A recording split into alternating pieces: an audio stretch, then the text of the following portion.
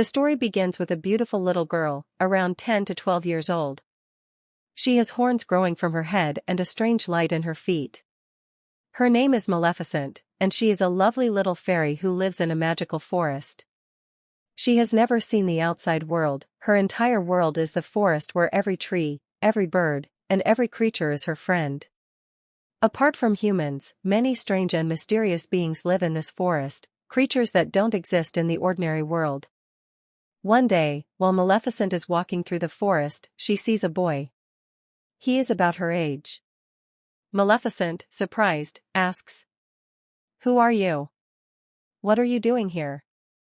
The boy replies, "I came from the nearby kingdom. I saw a precious emerald here and came to get it." Maleficent says, "That emerald belongs to the forest. Give it back."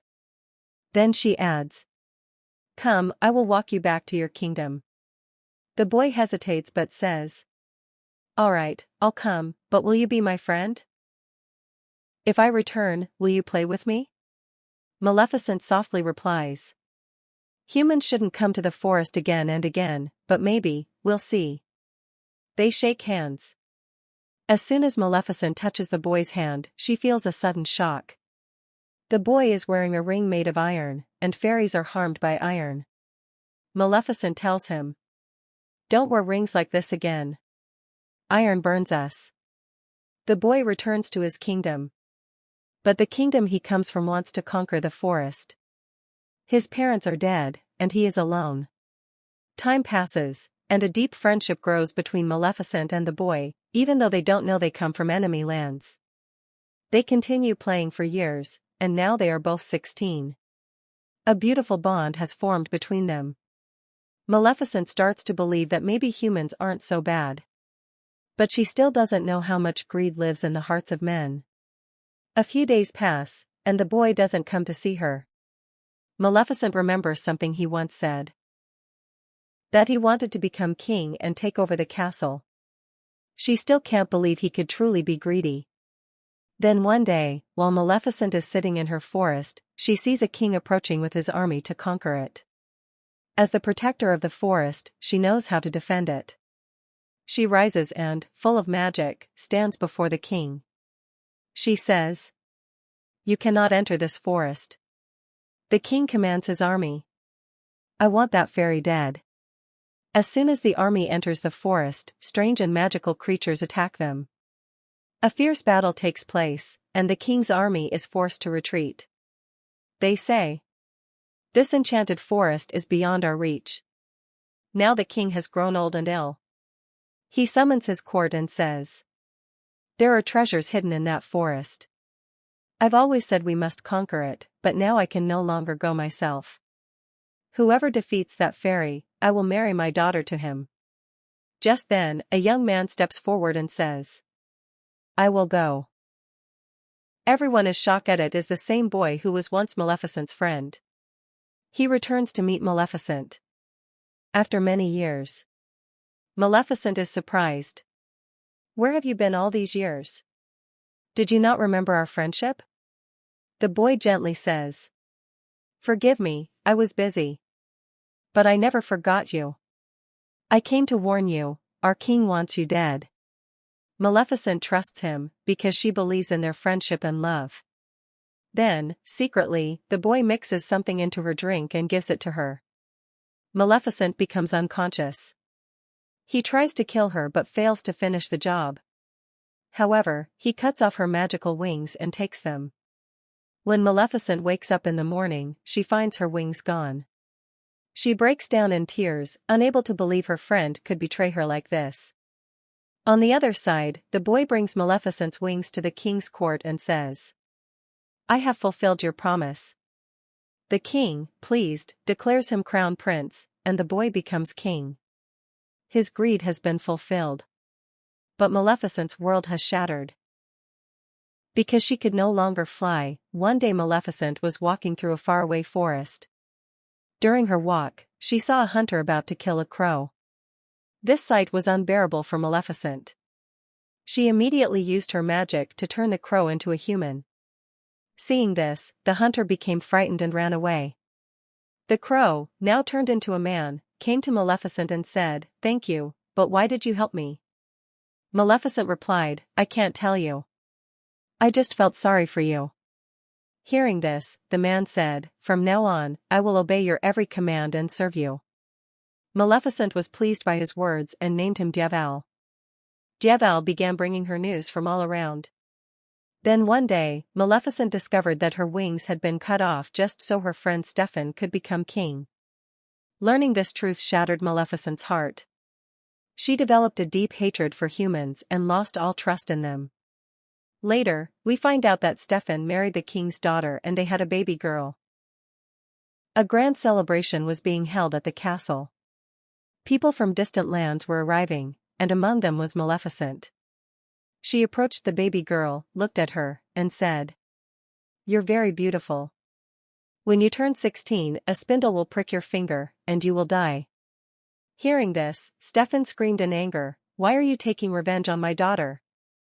Maleficent calmly replied, "I was a girl too, and what did you do to me?" But there was still mercy in Maleficent's heart.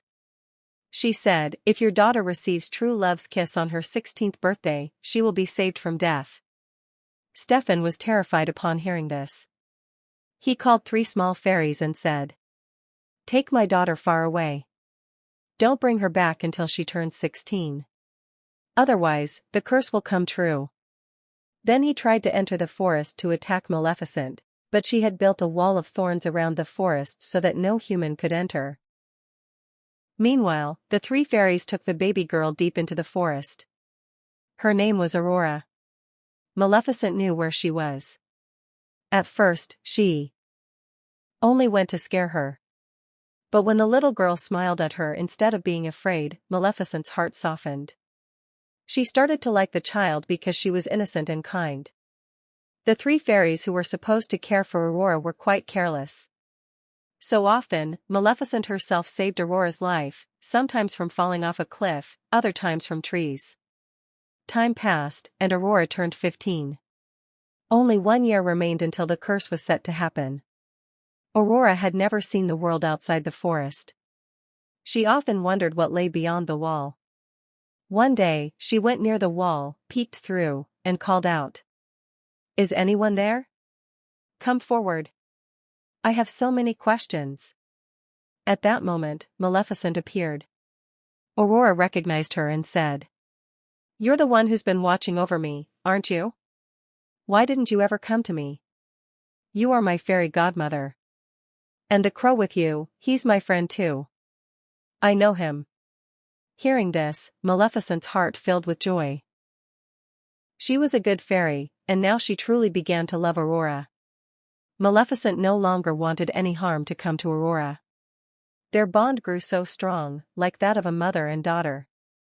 They played together, talked, laughed. One night, while Aurora was sleeping, Maleficent came and tried with all her strength to undo the curse. But after so many years, reversing the curse was no longer possible. Maleficent became worried. She prayed that Aurora would find her true love so the curse could be broken. Then we see Aurora and Maleficent walking through the forest together. Aurora asks, "Where are your wings? All fairies have wings, why don't you?" Maleficent said, "I once had wings too, but a human cut them off. I was so happy with them. I used to fly in the sky, and I miss those days terribly." As she spoke, she came close to tears. The princess replied, "Don't be sad. One day your wings will return. Tomorrow is my 16th birthday. Then I'll come back to you, and we'll always be happy together. I'll talk to the fairies." But Maleficent knew that wouldn't be possible, not until the princess found her true love. As the princess made her way back to the castle, she met a boy on the way. He was quite charming. They liked each other at first glance. Then the princess went home and told the fairies, "I'm not going to live with you anymore." Hearing this, the fairies revealed the truth. "Your parents are alive, and you are the daughter of a royal family." Maleficent also spoke the truth. "I am a dark fairy, and your parents are the king and queen of a great kingdom." Princess Aurora couldn't believe it. She went to Maleficent and asked, Did you curse me? Maleficent answered. Yes, it's true. I cursed you. But I regret it now. I did it all because of your father. I no longer want you to die. I love you very much. Aurora was heartbroken upon hearing all this and went straight to her castle. She hugged her father tightly and said, Father, I missed you all so much. I thought I was all alone, but now I am so happy. The king was furious. He lashed out at the fairies. I told you not to let her come here on her 16th birthday. Then the king locked the princess in a room with nothing inside. But he couldn't stop the curse. Aurora was drawn, as if by fate, to the place where the spinning wheels were kept. She touched one of the spindles, and the curse came true. She fell into a deep sleep. Now the king was deeply troubled, as his daughter had fallen into an enchanted slumber. Meanwhile, Maleficent encountered the same boy who was looking for the princess. Sensing that they liked each other, she knocked him unconscious and brought him to the castle where Aurora was sleeping. The fairies told the king, Have your daughter kissed on the forehead by her true love? But the king replied, I cannot be her true love, I betrayed Maleficent. That's why all this is happening. Now Maleficent approached Aurora with the boy. He kissed the princess, but she didn't wake up. Seeing this, Maleficent realized he wasn't her true love. Heartbroken, Maleficent whispered, I will miss you so much. Crying, she gently kissed the princess and turned to leave. But suddenly, Aurora woke up and called out, Fairy Mother. Hearing this, Maleficent was overjoyed. It turned out that Aurora's true love was Maleficent herself, because Maleficent truly loved her. The princess said, I will live with you in the forest. Maleficent was about to take her away when suddenly the king's soldiers cast an iron net over her. But Maleficent transformed her raven into a giant dragon. The dragon scorched the soldiers, setting Maleficent free. Then the king himself came to fight Maleficent. During the battle, the princess found Maleficent's wings in a room and set them free. The wings returned to Maleficent, and she soared into the sky. Now she took the king with her. A fierce battle took place, and in the end, the king was defeated and killed. Everything was finally at peace. Maleficent tore down the wall. Flowers began to bloom in the forest. Everyone was happy. Maleficent declared, From now on, you are the queen of the forest. Thus, the forest and the kingdom became one, and everyone lived happily ever after.